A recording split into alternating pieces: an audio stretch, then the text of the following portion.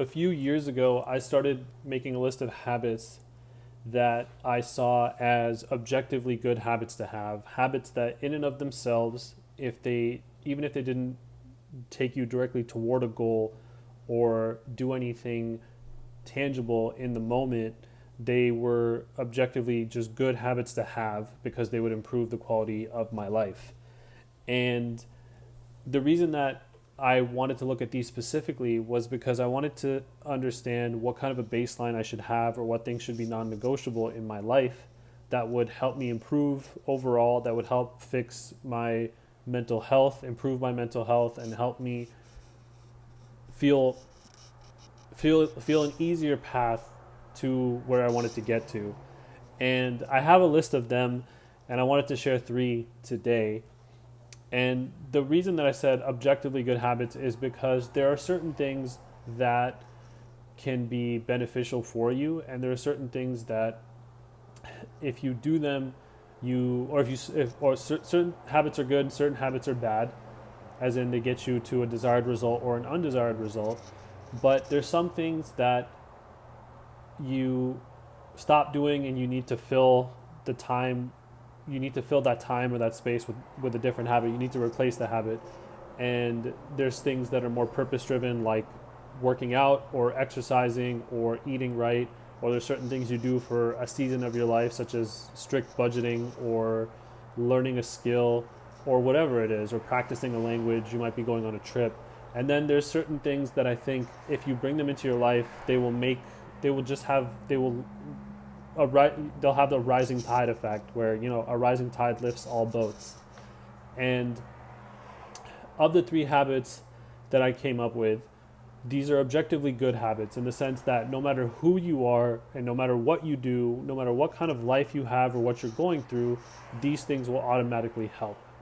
And inversely to other habits that might be good but more context based is like if somebody starts, like, working out is always a good thing, but if somebody who may be having heart issues, or somebody who might be dealing with a lot of stress, like chronic stress or toxic stress, it might not necessarily be good for them to start working out because they can't stress their body more. So working out might not necessarily be a good thing for them in that situation, and they may need to come back down and treat the toxic stress first so that they don't overload their body or their mind further. But these habits that I'm about to mention are habits that, no matter what the situation is, they will objectively improve your life. And the first one is to go to sleep early and wake up early, and to keep a similar schedule for your sleep. Now, there's a lot more research on sleep science and how important sleep is and how impactful sleep is. And one of the biggest things that I've noticed, because I've struggled with sleep a lot, is that if you aim to go to sleep earlier, as most people stay up till 10 or 11 or midnight or 1, if you try to get to bed just a little bit earlier each night, or let's say before 10 p.m., you say, I'm going to go to bed before 10 p.m., and you work on making that a daily habit, and over time you'll start to wake up earlier as a result.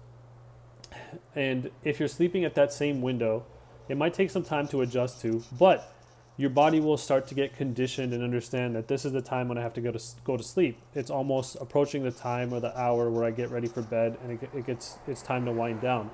And the more regular that habit becomes, the easier it becomes to fall asleep when you need to fall asleep and wake up when you need to wake up. To the point where even if you end up having a late night after building that schedule, you tend to wake up at the same time, and you tend to not feel as tired as you think you would have felt, even though you've gotten less sleep. But your body and your mind are so used to it that this schedule kind of kicks in. This habit kicks in. Your body's aware. Your body's trained, and it gets into the habit of knowing I'm safe. I can sleep and I can get proper rest. So that is an objectively good habit because it trains your mind and your body when you need to rest, when you're going to rest. It allows your body to start winding down naturally, and it allows you to wake up naturally in this in the right way. Your brain will wake you up, your body will wake you up at the same time, and it'll do it in a way where you're not waking up in the middle of a deep sleep cycle or REM sleep where you get all groggy. Your body starts to adjust to that and understands what's happening and when it's happening. And The end result of that is you have a more rigid schedule for rest, which is the most important thing. You have you have a internal clock that is not being disrupted constantly, and you are probably going to get much more restful sleep and feel much better and have more time in the day to get things done. So that's the first one, to sleep early, wake up early, and aim to sleep and wake within the same cycle every day. Obviously, there could be occasions or situations where you know, maybe you're on a trip or go to an event and that changes a little bit. But for the most part, if you keep that, you'll be in a good spot and you'll be much more restful. You'll be much more rested and generally just feel a lot better. The second habit is to reduce the screen time on your phone. Everyone has a phone nowadays and everybody scrolls way more than we should. And people objectively, I've been guilty of this too, spend so much time on their phone. And this was something that I realized, this habit was the one that made me realize that there's objectively good habits that everyone should do at any point in their life that will make things better. And the reason that this one made me realize that is because I realized that even if when I reduce my screen time, as hard as it was, it's very difficult. It's almost like playing a slot machine constantly. That's how phones are nowadays. But when I aim to just reduce my sleep time, or sorry, not my sleep time, my screen time, I started to feel better. When I told myself I wasn't going to use my phone, or if I turned my phone off and put it into a different room, the moment my phone left my hand, I immediately felt a sense of energy or excitement. I felt uplifted, which is kind of a crazy thing to think about. It was a very strange experience for me that as soon as the phone left my hand, I felt better. And so that made it very clear that using the phone less, having less screen time, is generally just a good idea. It helps in so many ways. It helps with your attention span. It helps with your dopamine. It helps with your motivation. It will objectively improve your life in all ways. And you don't have to replace it with anything. If you say I'm going to use my phone less and you don't even do anything else outside of that, you literally just sit and think about things or process things, or you go for a walk or whatever it is that you do, whatever you fill that time with, you don't even have to fill that time. It is better to reduce your screen time by an hour a day and use that hour to do nothing than it is to sit there and scroll on your phone, which shows you how unhealthy excessive screen time is and how unhealthy phone over usage of phones is. So that's the second one, that you should aim to reduce your screen time because you know that it's too high. And if you do need to do things, try to do them on a computer.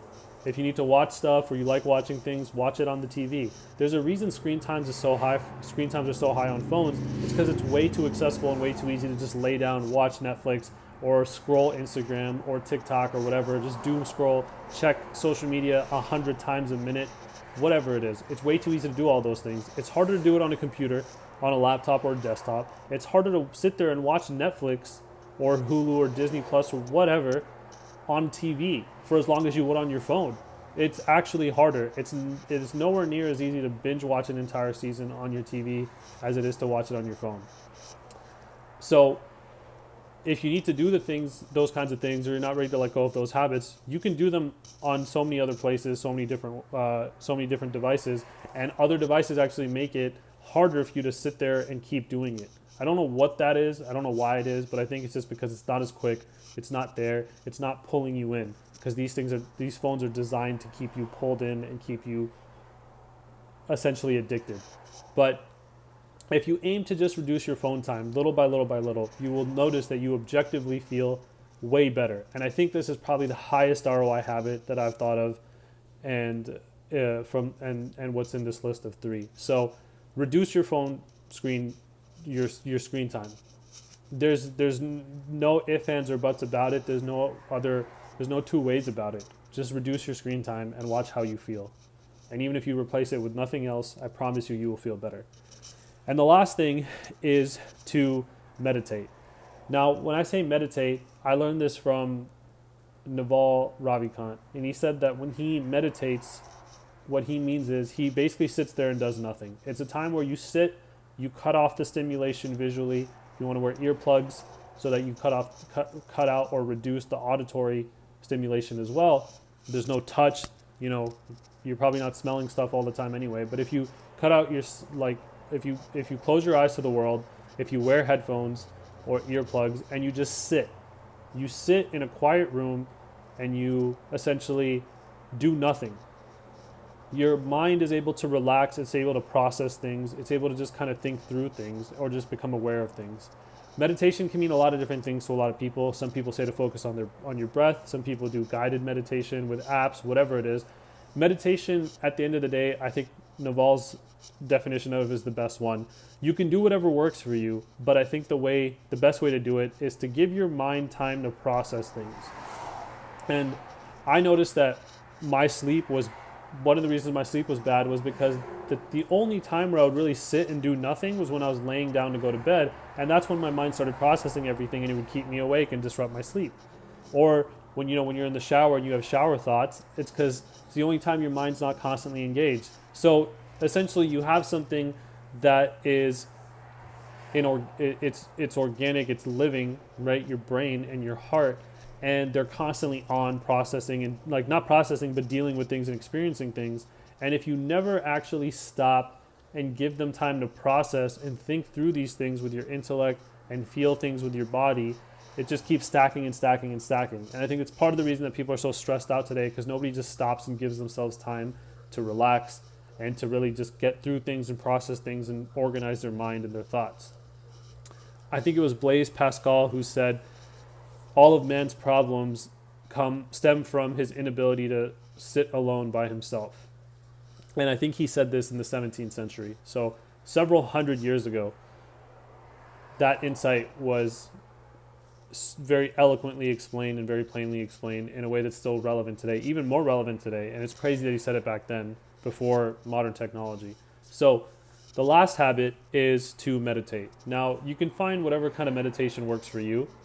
If you want to try apps, if you want to focus on your breathing, whatever it is. I think that the simpler it is, the better it is, at least in my experience, because I have tried the apps, I've tried everything, and I realized that if I just sit quietly and close my eyes, remove the environment, and if you use earphones, it actually improves it. But I don't try to do anything. I just sit there. And I let my mind wander and do whatever it wants to do.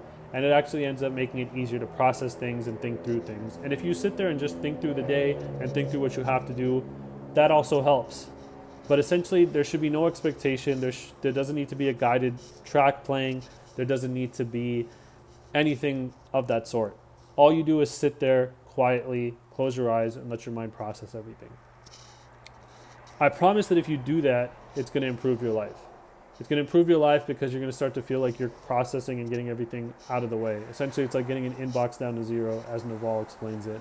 It's like getting the gunk out of your car. It's like clearing something out, clearing all the mental backlog or logjam or whatever it's called, so that things are flowing faster and you don't have hang-ups and you don't have these things in the back of your head that are dragging you to the past or worries about the future. It's a very present exercise and experience. So that's the last of the three. So I think that if anyone takes these habits on, it will improve their life.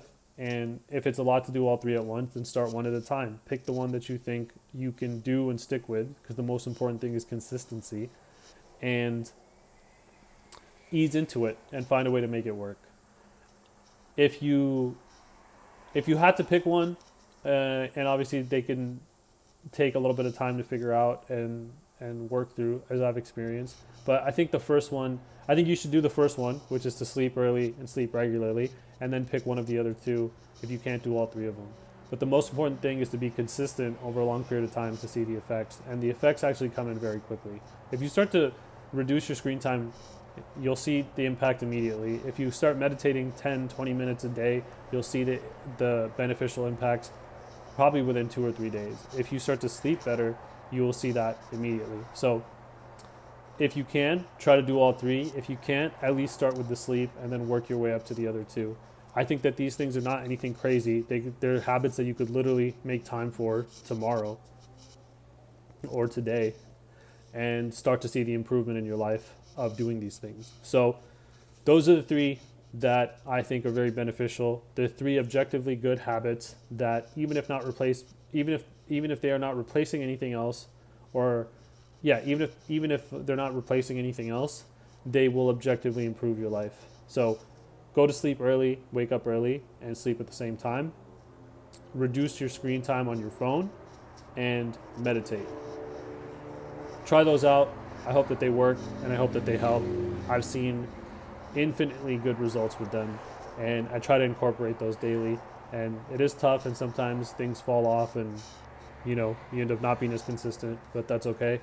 You just got to jump back on it once you remember and once you realize what you need to do. And in the long run, these things will objectively improve your life. So good luck. I hope it works, and I hope it helps.